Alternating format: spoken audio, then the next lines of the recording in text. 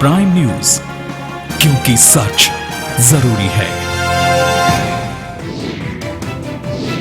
मुख्यमंत्री अखिलेश यादव ने लगाई उद्घाटन और शिलान्यास की झड़ी। यूपी को 7,000 करोड़ की सौगात। नोटबंदी को लेकर मोदी सरकार पर बोला हमला। कहा किसानों को नहीं मिल पा रहा है पर्याप्त पैसा।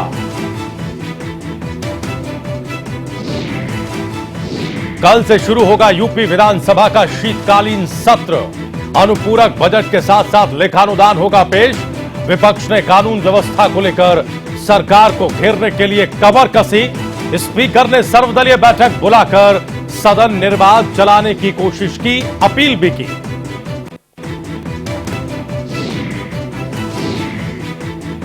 यूपी डायल 100 प्रोग्राम में सोते रहे राज्य मंत्री। मंच पर चलता रहा पशुधन मंत्री जियाउद्दीन का भाषण और खर्राटे भरते रहे व्यास जी गौर। हरदोई में बीजेपी की परिवर्तन रैली में राजनाथ सिंह ने विरोधियों पर किया हमला। कहा सपा कांग्रेस की वजह से यूपी की हुई दुर्दशा। 2.5 साल के कार्यकाल में बीजेपी के किसी मंत्री पर नहीं है भ्रष्टाचार का कोई आरोप। डिजिटल पेमेंट को बढ़ावा देने के लिए छोटे कारोबारियों को टैक्स में छूट देने का ऐलान। 2 करोड़ के टर्नओवर पर प्रॉफिट 8 के बजाय 6% माना जाएगा। कैशलेस इंडिया की ओर अरुण जेटली का बड़ा कदम।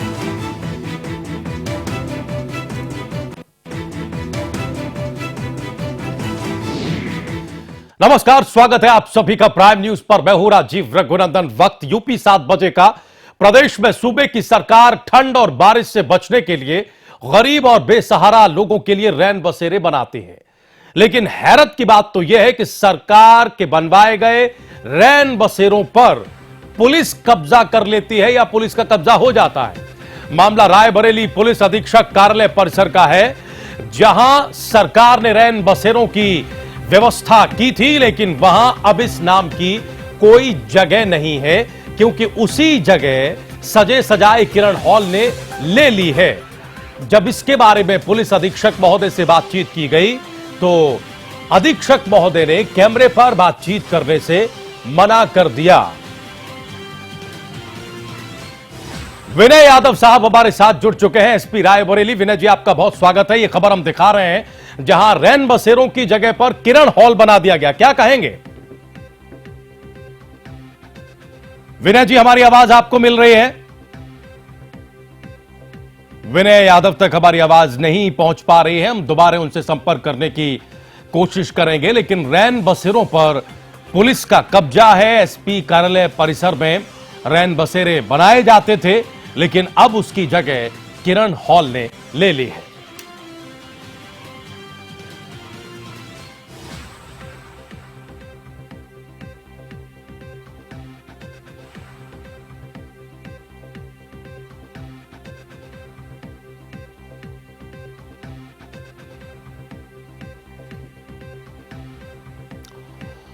ये तो हाल है उत्तर प्रदेश में पुलिस की कार्यप्रणाली का। बहरहाल आगे बढ़ते हैं। चुनाव आचार संहिता के ऐलान होने के पहले मुख्यमंत्री अखिलेश यादव ने ताबड़तोड़ उद्घाटन और शिलान्यास किए हैं। मुख्यमंत्री ने महज 5 घंटों में करीब 60,000 करोड़ के 300 प्रोजेक्ट का शिलान्यास और उद्घाटन किया। इसमें इंटरनेशनल स्तर का क्रिकेट स्टेडियम, स्विमिंग पूल, शाम अवध में सिग्नेचर बिल्डिंग, पीजीआई में ओपीडी, कैसरबाग का बस अड्डा सहित करीब 50 प्रोजेक्ट के उद्घाटन और शिलान्यास शामिल हैं। इस मौके पर अखिलेश यादव ने कहा कि समाजवादी सरकार ने विकास के लिए बहुत काम किया है और प्रदेश में सरकार दोबारा समाजवादी पार्टी ही बनाएगी। बीजेपी को निशाने पर लेते हुए मुख्यमंत्री ने कहा कि ऐसी भी कई पार्टियां हैं जो हर 15 दिन में अपने सर्जिकल स्ट्राइक के टारगेट बदल देते हैं। अखिलेश ने बीएसपी पर भी जुबानी हमले किए। तारीख चुनाव की आ जाए तो शायद जो सरकार रहती है वो अपना उद्घाटन नहीं कर सकती है। इसलिए चुनाव की तैयारी से पहले, जनता में जाने से पहले कम से कम तमाम चीजों के उद्घाटन हो जाएं, जिससे कि जनता को बता सकें कि हाँ, समाजवादी लोगों ने इतने काम किए हैं। बड़े पैमाने पर लैपटॉप डिस्ट्रीब्यूशन हुआ। आज जहां से शुरुआत की, हॉस्पिटल के बेड बढ़े हैं। लोहिया इंस्टीट्यूट में हॉस्पिटल का मदर एंड चाइल्ड हॉस्पिटल का उद्घाटन हुआ, वहीं कैंसर इंस्टीट्यूट को भी कैसे आगे बढ़ाया जाए, ओपीडी का सेक्शन का उद्घाटन हुआ। उसके साथ साथ कई शिलान्यास हुए हैं कि वैसे तो बहुमत की सरकार बनाने जा रहे हैं समाजवादी लोग। बहुमत की सरकार बनाने के लिए जनता ने समाजवादियों के पक्ष में मन बनाया है, और अगर गठबंधन हो जाएगा तो 300 से ज्यादा सीटें समाजवादी लोग जीतेंगे। आप ये बताओ, आप हमसे रुक जाइए, आप हमसे पूछते हो कि आपकी बहुमत सरकार, अरे भाजपा से भी तो पूछो, वो अपने होर्डिंगों पे लिखते हैं 300 पार। अरे भाई 300 पार कैसे? 2.25 साल का हिसाब किताब कौन देगा? देखिए, बेईमानी, भ्रष्टाचार, काला धन इसके खिलाफ हैं, लेकिन क्या इन 2-3 स्टेप से पूरा भ्रष्टाचार खत्म हो जाएगा? और इस तरीके से नुकसान कितना हुआ है अर्थव्यवस्था का? आप डिजिटल इंडिया की बात कर रहे हैं, आप कैशलेस की इकोनॉमी की बात कर रहे हैं, आप कार्ड इकोनॉमी की बात कर रहे हैं, पर वो सहूलियतें, वो इंतजाम कहाँ है? मान लीजिए इंटरनेट होना है, मान लीजिए एक पक्ष सीख ले कोई चीज, अगर मैं चलाना जानता हूं कोई चीज, तो ये जरूरी नहीं कि वो गरीब भी जानता होगा कैशलेस इकोनॉमी में काम करने का तरीका। अगर एक तरीका है, लेकिन नोटबंदी से जो नुकसान हुआ है व्यापार का, उद्योग का और डेवलपमेंट का, उसकी भरपाई कौन करेगा? और यूपी चुनाव से पहले होने वाला आखिरी विधानसभा सत्र कल से शुरू होगा। सत्र में पहले दिन अनुपूरक बजट रखा जाएगा। यह सत्र महज 2 दिन तक ही चलेगा। 21 और 22 दिसंबर तक सत्र सुचारू रूप से चले, इसके लिए स्पीकर माता प्रसाद पांडे ने एक सर्वदलीय बैठक बुलाकर आज विपक्षियों के साथ तालमेल बिठाने की कोशिश की।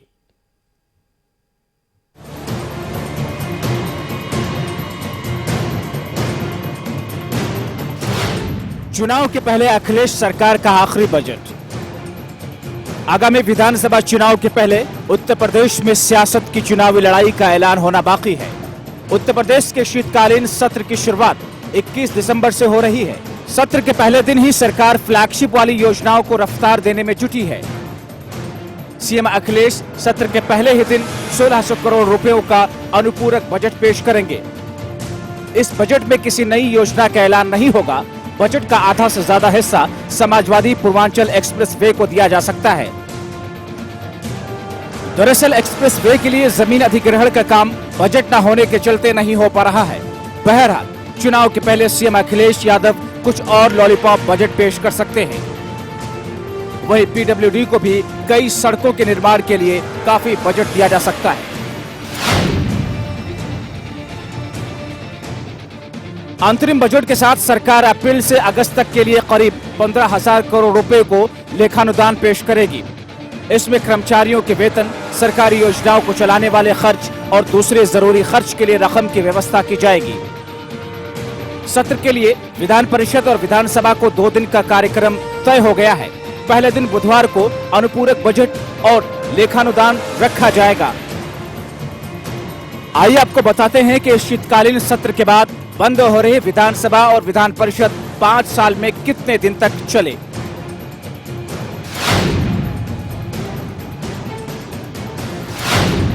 पांच साल के कार्यकाल में सिर्फ 133 दिन सदन चला। साल 2012 में 28 दिन सदन चला। 2013 में सिर्फ 30 दिन। 2014 में 24 दिन। 2015 में 27 दिन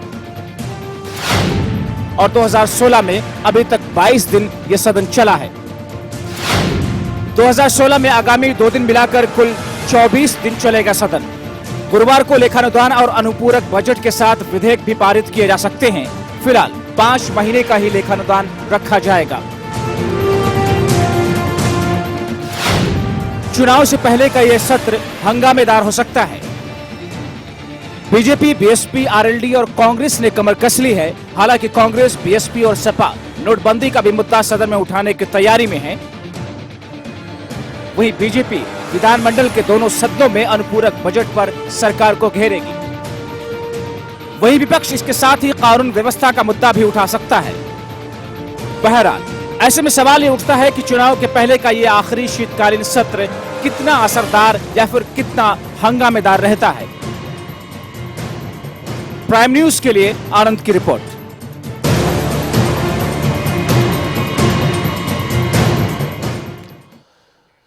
और केंद्रीय गृह मंत्री राजनाथ सिंह ने हरदोई के आईटीआई ग्राउंड में बीजेपी की परिवर्तन रैली को संबोधित किया। इस मौके पर राजनाथ सिंह ने सपा बसपा पर हमला करते हुए कहा कि सपा बसपा ने उत्तर प्रदेश को भ्रष्टाचार गुंडागर्दी में डुबो दिया है। बीजेपी उत्तर प्रदेश में सुशासन की घर वापसी करेगी।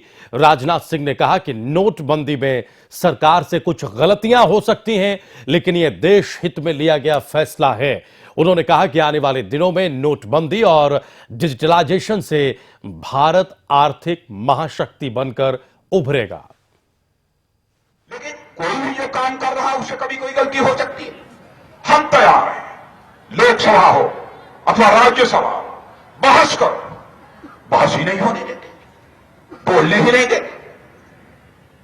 तो हम लोगों ने तय किया कि लोकसभा राज्यसभा में भी बहस नहीं होगी तो हम जनसभा में जाकर बहस करेंगे, हम जन सामान्य का समर्थन हासिल करेंगे।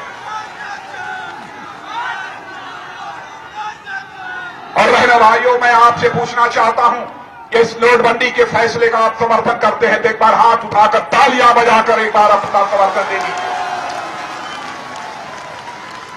क्या कारण है? इतने वर्षों तक सरकार रहने के बावजूद न तो उत्तर प्रदेश के गरीबों की गरीबी दूर हो पाई, न उत्तर प्रदेश के बेरोजगार नौजवानों की बेरोजगारी दूर हो पाई, न उत्तर प्रदेश का विकास हो पाया, न उत्तर प्रदेश की जनता को सुशासन, जिसे अंग्रेजी में गुड गवर्नेंस कहते हैं, वह भी नहीं मिल पाया। क्या कारण है? क्यों नहीं मिल पाया? जैसे लगता है समाजवादी पार्टी और बहुजन समाज पार्टी, इन दोनों ने सुशासन और विकास इसको बदलाव दे दिया। लेकिन आज हरदोई की जनता के इस विशाल जनसमूह के सामने खड़े होकर यकीन दिलाकर जाना चाहता हूं, बहनों भाइयों, सपा और बसपा ने जो विकास और सुशासन को इस उत्तर प्रदेश में बनवास दिया है, तो उस विकास और सुशासन की घर वापसी हम भारतीय जनता पार्टी के लोग करेंगे। आपको विश्वास और भरोसा दिलाकर जाते। केंद्र की सरकार ने कहा है कि आरबीआई के पास पर्याप्त कैश मौजूद है, जिसकी सप्लाई में 30 दिसंबर के बाद भी कोई कमी नहीं आएगी, इसलिए लोगों को घबराने की जरूरत नहीं है। वित्त मंत्री अरुण जेटली ने डिजिटल पेमेंट को बढ़ावा देने के लिए छोटे कारोबारियों को टैक्स में छूट देने का ऐलान किया है। अरुण जेटली ने मंगलवार को कहा कि छोटे कारोबारियों के लिए 2 करोड़ के टर्नओवर पर प्रॉफिट 8% यानी 16 लाख रुपए माना जाता है। अगर कोई कारोबारी डिजिटल ट्रांजैक्शन में बिजनेस करेगा तो उसके लिए यह लिमिट घटाकर 6% यानी 12 लाख रुपए मानी जाएगी। इस तरह डिजिटल ट्रांजैक्शन करने पर उसे कम टैक्स देना पड़ेगा। अरुण जेटली ने यह भी कहा कि अगर आपके पास पुराने नोट हैं तो उसे 30 दिसंबर तक एक बार में जमा करें। एक भी दिन ऐसा नहीं रहा जिस दिन आरबीआई ने adequate currency stock banking system के थ्रू रिलीज नहीं किया। एक सर्टेन लेवल ऑफ करेंसी रोज रिलीज करनी है, उनकी पहले से तैयारी इसकी थी। तो एडवांस प्रिंटिंग और करंट प्रिंटिंग को जोड़कर वो उस स्टॉक को मेंटेन करते रहे हैं और आज भी आरबीआई के पास मोर देन एडिक्वेट स्टॉक है, not only to last them for 30th December but to last them far beyond that. कि जितने छोटे व्यवसायिक हैं, ट्रेडर्स हैं, वर्कशॉप ओनर्स हैं, जिनकी टर्नओवर 2 करोड़ रुपए तक है, अगर वो अकाउंट्स बुक्स नहीं रखते हैं और अपना टैक्स असेसमेंट चाहते हैं तो उनकी इनकम का एक अंदाजा लिया जाएगा, जिसको कि प्रिजम्पटिव इनकम कहते हैं। और उनकी प्रिजम्पटिव इनकम 8% मानी जाएगी। मान लीजिए 2 करोड़ की टर्नओवर है तो इनकम 16 लाख रुपया मानी जाएगी।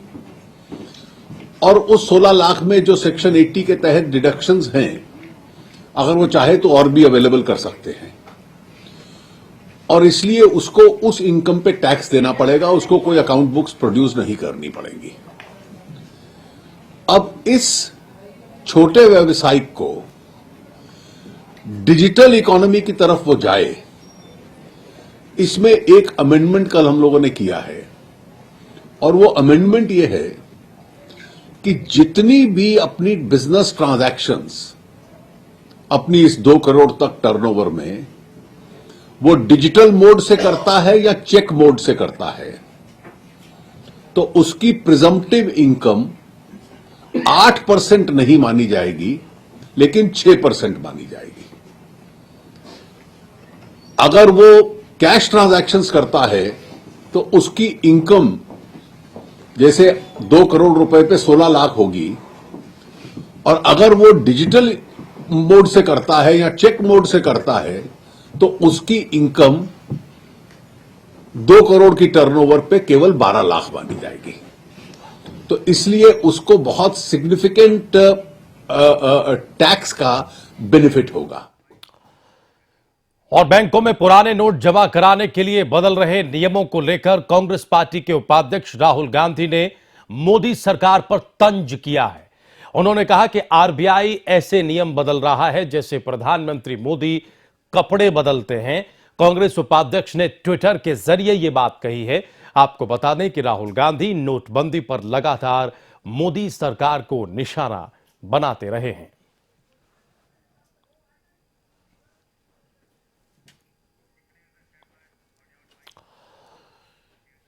और उत्तर प्रदेश में आगामी विधानसभा चुनाव के पहले तमाम दलों के नेताओं के दौरे शुरू हो चुके हैं और इसी कड़ी में बीजेपी के वरिष्ठ नेता और केंद्र में मंत्री विजय गोयल लखनऊ पहुंचे, जहां नोटबंदी मामले पर हमारी संवाददाता श्रुति गुप्ता ने विजय गोयल से बातचीत की। देखिए।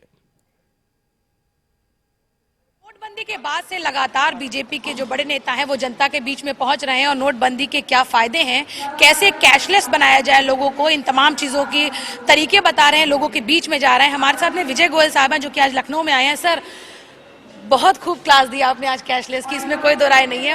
क्या मान रहे हैं वाकई में अब ये दौर है कि लोगों को कैशलेस हो जाना चाहिए? अब आप देख रहे हैं कि अभी चंडीगढ़ में जो परिणाम आए हैं नगर निगम में, उसमें 26 में से 21 सीटें बीजेपी अकाली जीत गई हैं। तो ये एक द्योतक है कि लोग प्रधानमंत्री की योजनाओं को पसंद कर रहे हैं और डीमोनेटाइजेशन के कोई खिलाफ नहीं है, कुछ केवल पार्टियां हैं। और आप देख रहे हैं युवा ने कितने आनंद से सीखा है और उनको साथ में ट्रेनिंग भी मिली है कि भाई हम कैसे लेस कैश ट्रांजैक्शंस कर सकते हैं और ई बैंकिंग और मोबाइल बैंकिंग का इस्तेमाल कर सकते हैं। मैं समझता हूं इन युवाओं के अंदर हमारे देश में, जिनकी जनसंख्या 60% से ज्यादा है, उनमें ये दम है कि कोई भी चैलेंज को एक्सेप्ट कर सकते हैं और इस देश के लोगों को आगे बढ़ने में साथ दे सकते हैं। इसमें कोई दो राय नहीं कि नोटबंदी के फैसले को युवाओं ने और जनता ने दिल खोल के स्वीकारा है, लेकिन 42 दिन के बाद भी लंबी लाइनें नहीं खत्म हो रही, ये लोगों के धैर्य को तोड़ रहा है। मैं समझता हूं कि हमारे यहाँ बहुत धैर्य है। इतने ऐसा पूरा वर्ल्ड में नहीं देखा होगा कि लोग लाइनों में खड़े हैं और बड़े डिसिप्लिन के अंदर हैं और आगे आगे लाइनें जो हैं वो कम होती जा रही हैं। और जब भी व्यवस्था का परिवर्तन होता है तो ऐसी कठिनाइयां तो सहनी पड़ती है ना। कभी आपने देखा है कि किसी व्यवस्था का तो पूरा परिवर्तन हो जाए और उसमें आपको कोई कठिनाई नहीं सहनी पड़े? 47 के अंदर जब हम स्वतंत्र हुए थे, उस समय के अंदर देश का जो बंटवारा हुआ था, लोगों ने कितनी तकलीफें सही थी। तब ये कांग्रेस के नेता कहाँ गए थे? तब उनको ध्यान नहीं आया था। लेकिन विपक्ष तो ये भी आरोप लगा रहा है कि चुनाव हैं और उत्तर प्रदेश के चुनाव हमेशा से अहम माने जाते हैं। ऐसे में केंद्रीय नेताओं की फौज भेज दी गई है लोगों को बताने के लिए कि भाई आप वोट ना गड़बड़ करिएगा, चुनाव आ रहे हैं, नोटबंदी से परेशान ना हो। अगर मेरा ये कार्यक्रम केवल उत्तर प्रदेश में हो रहा हो तब तो आप ये कहिए कि इसको चुनाव से जोड़ के देख सकते हैं, पर मेरा ये कार्यक्रम तो पूरे देश के अंदर चल रहा है। तो पूरे देश के अंदर ही वो मंत्री हो या संतरी हो, सब विजिट करके समझा रहे हैं। 2 ग्रुप हैं अब इस देश के अंदर, एक वे जो काम कर रहे हैं और दूसरा वे जो कुर्ता खींच रहे हैं ताकि हम काम ना कर सकें। हमसे बात करने के लिए धन्यवाद। तो विजय गोयल साहब थे जिनका साफ तौर पे कहना है कि नोटबंदी पर राजनीति जरूर हो रही है, लेकिन कहीं ना कहीं ये सरकार की भी कोशिश है कि इस नोटबंदी से जनता को क्या फायदे हैं वो उन तक पहुंचाया जाए। खास तौर से जिस तरह से आज युवाओं के बीच में आज विजय गोयल ने ये कैशलेस की क्लास दी है, इतना जरूर है कि जनता के बीच में भी अब केंद्र सरकार ये मैसेज देना चाहती है कि केंद्र सरकार का ये फैसला जनता के हित में ही था। कैमरा पर्सन आशीष के साथ श्रुति गुप्ता, प्राइम न्यूज, लखनऊ। एक तरफ स्थिति यह है तो दूसरी तरफ चुनाव के पहले अब तमाम राजनीतिक दल ताबड़तोड़ रैलियां और सम्मेलन करने से कोई गुरेज नहीं कर रहे हैं। इसी कड़ी में आज गोरखपुर में बीजेपी के वरिष्ठ नेता और सांसद योगी आदित्यनाथ ने युवा सम्मेलन का आयोजन किया। इस युवा सम्मेलन में योगी ने जमकर समाजवादी पार्टी की सरकार पर हमला बोला और मुख्यमंत्री अखिलेश यादव को आड़े हाथों लिया। योगी आदित्यनाथ ने युवा सभा को संबोधित करते हुए कहा कि सूबे में गुंडा और माफिया राज है। साथ ही यह भी कहा कि सपा सरकार की नीतियों से जनता त्रस्त हो चुकी है। इसके साथ ही योगी ने नोटबंदी को लेकर केंद्र की तारीफ की और कहा कि इस फैसले से शिक्षा, चिकित्सा सहित तमाम क्षेत्रों में रिश्वत के चलन पर रोक लगेगी। समाजवादी पार्टी को लगता है कि नोटबंदी के कारण जनता का समर्थन उनके पास है, उनके अराजकता, उनके भ्रष्टाचार, उनके लूट खसोट और उनके द्वारा प्रायोजित माफियावाद और भ्रष्टाचार और गुंडा राज को जनता एक प्रकार से नजरअंदाज कर दे रही है। तो आखिर उनका रथ लखनऊ में ही क्यों रुक गया है, इसके बाद आगे क्यों नहीं बढ़ पाया है? इससे मुझे लगता है ये प्रश्न स्वयं अखिलेश यादव से पूछा जाना चाहिए। सबसे बड़ी बात यह है कि आम जनता का समर्थन मिल रहा है।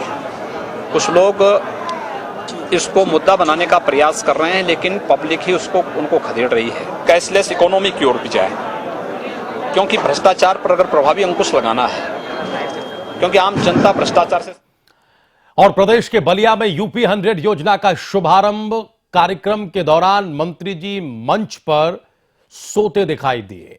दरअसल बलिया में डायल 100 सेवा कार्यक्रम का आयोजन किया गया था, जिसका उद्घाटन प्रदेश के पशुधन मंत्री जियाउद्दीन रिजवी ने किया। मंच पर उस वक्त अलग नजारा देखने को मिला जब एक तरफ पशुधन मंत्री अपने सरकार की योजनाओं का बखान कर रहे थे और दूसरी तरफ दर्जा प्राप्त राज्य मंत्री खर्राटे भर रहे थे। तस्वीरें आप भी देखिए।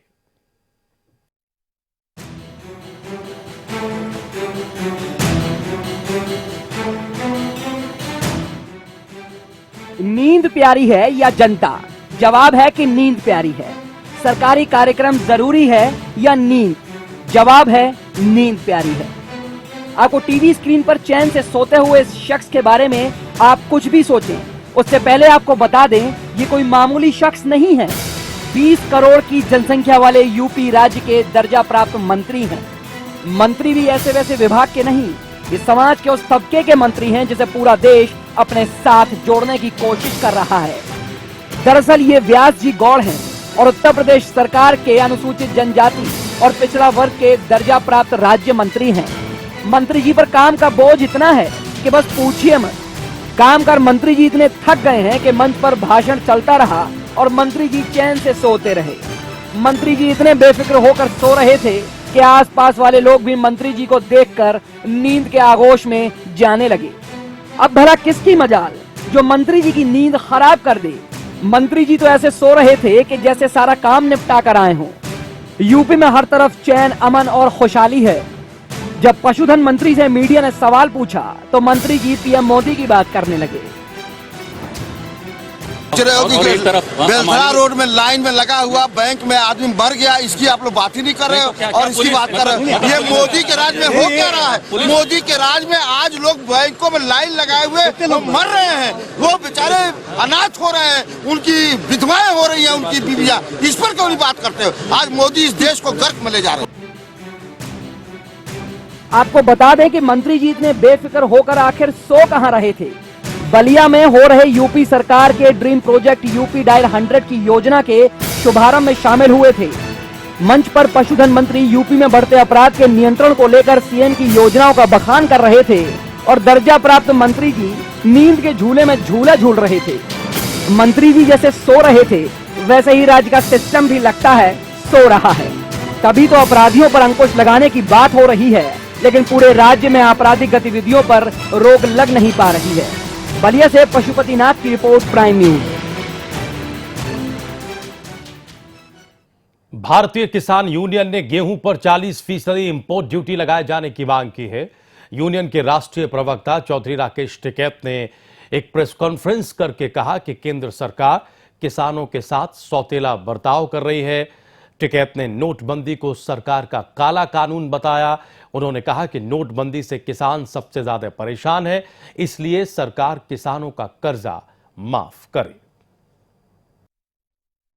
देश भर में उठ रहे बवाल को देखते हुए किसानों की जो हालत है, चाहे वो गेहूं के हो चाहे वो गन्ने के किसान हो, जिस तरीके से किसानों की हालत हो रही है, राज्य सरकार हो या केंद्र सरकार शायद अब इस बारे में कोई सोचने को तैयार नहीं है। हमारे साथ टिकैत जी मौजूद। राकेश जी, जिस तरीके से किसानों को लेकर एक तरीके से पूरा हेजिटेशन हो रहा है, सरकार ने कर्ज माफी के वो चीजें खत्म कर दी हैं, जो सब्सिडी मिलती थी खत्म कर दी है, क्या कहेंगे? देखो, सरकारों की कोई सोच अभी किसानों के प्रति है नहीं। उनकी ये सोच है कि किसान अपनी जमीन बेच के और मजदूर और फैक्ट्री में काम करे, और इसीलिए उसके जो फसलों के रेट है उसको नहीं मिल रहे। उसको जो सब्सिडी वाला चैप्टर था वो पूर्ण रूप से आपने ठीक कहा, उससे बर्बाद है। किसान आज पूर्ण रूप से मानसिक रूप से टूट चुका है। उसके सामने एक ही रास्ता है कि वो आंदोलन पाए, और सरकारों के खिलाफ अब आंदोलन शुरू होंगे। क्या रणनीति क्या रहेगी आप लोगों की, जो अभी क्योंकि 5 राज्यों में चुनाव है, गोवा हो गया, आपका मणिपुर हो गया, पंजाब हो गया, उत्तर प्रदेश है, सबसे बड़ा प्रदेश है, क्या रणनीति क्या रहेगी आप लोगों की सरकार को थोड़ा सा डाउन करने की? नहीं, सरकारों को डाउन करने की है कि सरकार अभी पॉलिसी नहीं बना रखी है, और जब किसान दुखी होगा तो प्रसाद तो बांटेगा नहीं, वो दुखी होगा वोट देगा तो एंटी गवर्नमेंट उसका वोट जाएगा, और जिससे भी दुखी होगा उसके खिलाफ वाले को वो वोट देता है। ये किसानों का रहेगा पूर्ण। हमने देखा जिस तरीके से राकेश टिकैत जी का साफ कहना है, कहीं ना कहीं इन सब चीजों का असर आने वाले चुनाव पर जरूर देखने को मिलेगा, क्योंकि 5 राज्यों में जिस तरीके से चुनाव है, किसान यूनियन अब मोर्चा खोलने को तैयार खड़ी है। क्या बस आसिफ के साथ सैयद मुबश्शिर, प्राइम न्यूज दिल्ली। और उत्तर प्रदेश में समाजवादी पार्टी के बाहुबली नेता अतीक अहमद की मुश्किलें बढ़ती जा रही हैं। दरअसल इलाहाबाद के एसएसपी ने अतीक और उनके 3 साथियों के शस्त्र लाइसेंस रद्द करने के लिए जिलाधिकारी से सिफारिश की है। इस कार्रवाई को इलाहाबाद कृषि विश्वविद्यालय के मारपीट वाले मामले से जोड़कर देखा जा रहा है। यहां आपको यह बता दें कि समाजवादी पार्टी ने बाहुबली नेता अतीक अहमद को कानपुर कैंट विधानसभा सीट से टिकट दिया है।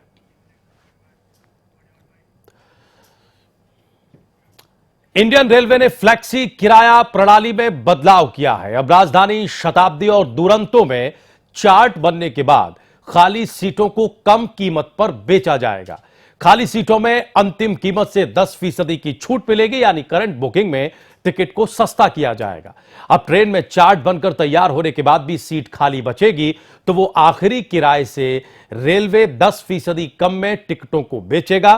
फ्लेक्सी किराया संबंधी यह फैसला 20 दिसंबर से लागू होगा और अगले 6 महीने तक चलेगा। साथ ही रेल मंत्रालय ने आरएसी सीट की संख्या भी बढ़ाई है। ट्रेन के स्लीपर कोच में अब 10 के बजाय 14 आरएसी बर्थ रहेंगी। थर्ड एसी कोच में अब 4 के बजाय 8 आरएसी बर्थ शामिल होंगी। यहां भी 8 लोगों को आरएसी टिकट मिलते थे, अब वो 16 को मिलेंगे। उधर सेकंड एसी में 6 बर्थ आरएसी के रखे जाएंगे।